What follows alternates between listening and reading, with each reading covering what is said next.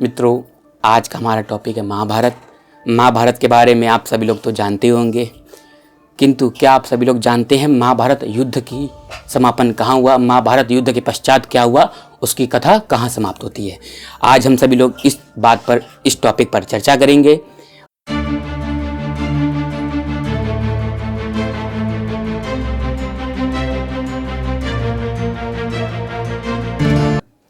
महाभारत का युद्ध 18 दिनों तक चला। 18वें दिन पांडवों द्वारा कौरवों को पराजित किया गया। तत्पश्चात धृतराष्ट्र पुत्र दुर्योधन पराजित होने के बाद एक तालाब में जाकर अंदर बैठ गए। यह बात भीम को पता चली। भीम द्वारा ललकारे जाने पर दुर्योधन को बाहर आना पड़ा। बाहर आए, दोनों में भीम और दुर्योधन में भीषण युद्ध हुआ। भीषण युद्ध के दौरान भीम ने दुर्योधन की जांग फाड़कर उसकी हत्या कर दी। फिर संपूर्ण युद्ध के पश्चात नकुल, सहदेव, अर्जुन, भीम, कृष्ण, युधिष्ठिर, सात्विकीय बचे और कौरवों में कृतवर्मा, कृपाचार्य, अश्वत्थामा शेष रह गए। पराजित होने के बाद अश्वत्थामा जो था कौरव में, जो अश्वत्थामा कौरव में था, उससे रहा नहीं गया कि उसको ईर्ष्या हो रही थी कि हमारे सभी सेनानी मारे गए, सभी सेनानी मारे गए, हम उसको ये बात रहा नहीं गया। अश्वत्थामा ने अर्जुन के ऊपर ब्रह्मास्त्र का प्रयोग किया। अब अर्जुन ने भी अपनी बचाव के लिए उसने भी ब्रह्मास्त्र का प्रयोग किया। तो यह दृश्य देखकर उसी समय, उसी क्षण, उसी पल में वेदव्यास प्रकट हो गए। वेदव्यास ने कहा, यह कार्य नहीं, सही नहीं हो रहा है, यह कार्य उचित नहीं हो रहा है कि अगर आप दोनों योद्धा ब्रह्मास्त्र का प्रयोग करेंगे तो सृष्टि का विनाश हो जाएगा। इसीलिए अपना अपना ब्रह्मास्त्र अपने पास रख लें, इसका प्रयोग ना करें। तो उनकी बात सुनकर, उनकी आज्ञा मानकर अर्जुन ने वापस में अपना ब्रह्मास्त्र अपने पास बुला लिया।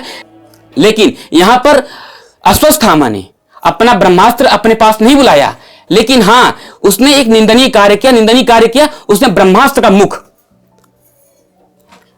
अर्जुन की पुत्रवती उत्तरा पर उसने उसका मुख, ब्रह्मास्त्र का मुख मोड़ दिया। इसलिए मोड़ा कि उत्तरा के पल रहे शिशु पर, जो उसकी शिशु पल रहा है, उत्तरा के गर्भ में जो शिशु पल रहा है, उस पर उसका जाकर एक तरीके से उसका अंत कर दे।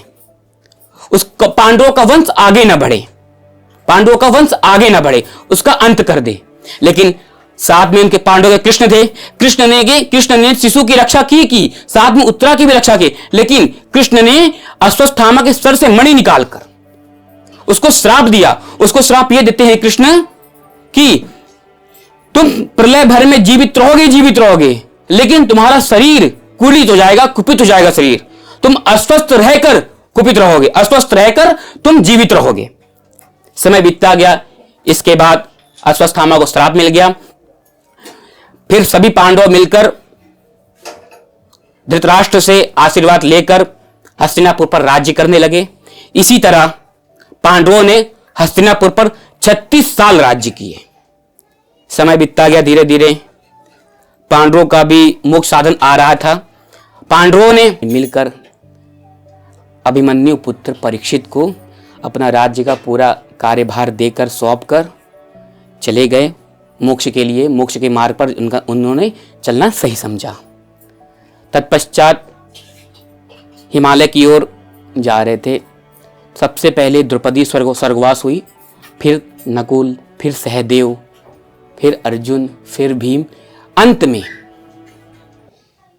में पांडु पुत्र युधिष्ठिर, उनका स्वर्गवास हुआ। वहां पर द्रौपदी, उनके सभी भाई मिले। फिर दूसरी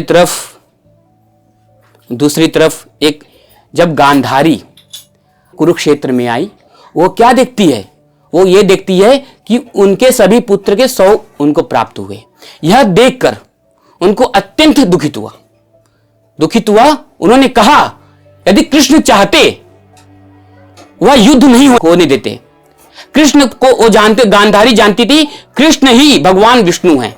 अगर वह चाहते या युद्ध नहीं होने देते, लेकिन उन्होंने युद्ध होने दिया। तो उसी समय उसी क्षण गांधारी के मुख से कृष्ण के लिए श्राप निकलता है कि उन्होंने कहा, जिस तरह मेरे परिवार का आपस में कलह करके विनाश हुआ है, उसी तरह यदुवंशी का भी विनाश होगा आपस में कलह करके। तो जिसके परिणाम स्वरूप इसी तरह विनाश हुआ यदुवंशी परिवार का, यदुवंशी वंश का आपस में कलह द्वारा। फिर एक दिन कृष्ण जी अरण्य में, जंगल में लेटे हुए थे सैया पर। तो एक शिकारी आता है, पैर शिकारी की तरफ था।